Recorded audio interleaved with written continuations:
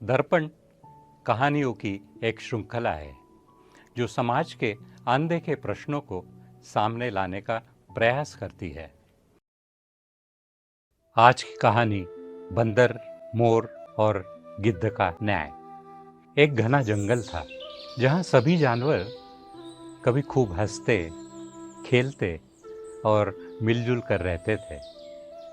पर अब कुछ समय से वहाँ का वातावरण बदल गया था।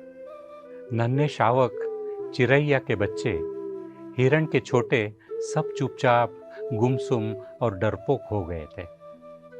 वे न खेलते, न पढ़ते, न कुछ सीखते। उनके माँ बाप बहुत चिंतित थे। एक दिन सब जानवर भले साधु गिद्ध के पास पहुंचे। यह गिद्ध बूढ़ा था, परंतु दूरदृष्टि और गहरी समझ वाला था। एक शेरनी बोली, गुरुदेव, मेरा बच्चा कुछ नहीं करता है, दिन भर गुस्से में रहता है। एक बंदरिया रोते हुए बोली, मेरा बेटा तो इम्तिहान देने ही नहीं गया। मोर ने कहा, मेरी बेटी ने बोलना ही छोड़ दिया और दिन भर मोबाइल में ही व्यस्त रहती है। गिद्ध ने बच्चों को बुलाया। कुछ चुप थे, कुछ आक्रोश में, कुछ भयभीत। गिद्ध ने उन्हें ध्यान से देखा, समझा और फिर कई दिन जंगल के कोनों कोनों में जाकर देखा क्या हो रहा है। उसे कई कारण मिले।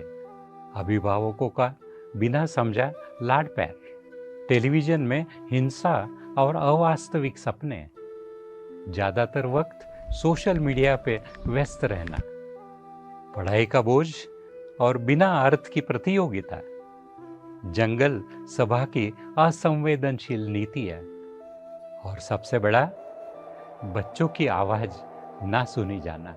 गिद्ध की आंखों में आंसू थे। वह सभा में गया और बोला, अगर हमारे बच्चे ही बूझ गए तो जंगल का भविष्य राख हो जाएगा। भले ही हमारे पास धन हो, अगर हमारी आत्मा थकी हो तो वह हमें कहीं नहीं ले जाएगी। वह बंदर पिता से बोला, अपने बच्चे से बात करो, उपदेश मत दो। मोरनी से कहा, उसकी तुलना मत करो, उसे अपनाओ। जंगल सभा से कहा, नीतियां बनाते समय बच्चों की मुस्कान को ध्यान में रखो। उसने बच्चों को भी कहा, तुम्हारी चुप्पी तुम्हारी कमजोरी नहीं, तुम्हारी आवाज बनाओ। एक नन्हा खरगोश बोला, तो क्या मैं रो सकता हूँ? गिद्ध ने उसे गले लगाकर कहा, रो, लेकिन फिर उठो भी। उस दिन जंगल रोया, पर उसके बाद जाग गया। माँ बाप ने सुना, शिक्षक झुके, नीति बनी और बच्चे फिर खेलने लगे, पढ़ने लगे, खुश होकर। जब बच्चे गुम हो जाए तो उनका दोष नहीं, हमारी व्यवस्था की खामियां ढूंढो।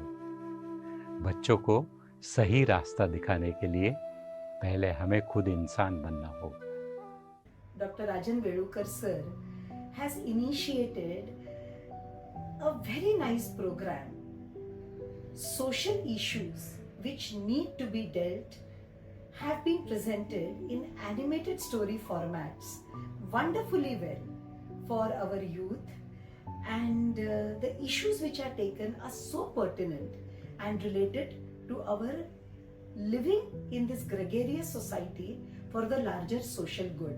My sincere request to all the audience viewing these stories is that share them to their maximum limit so that we set the ball rolling for a larger social good.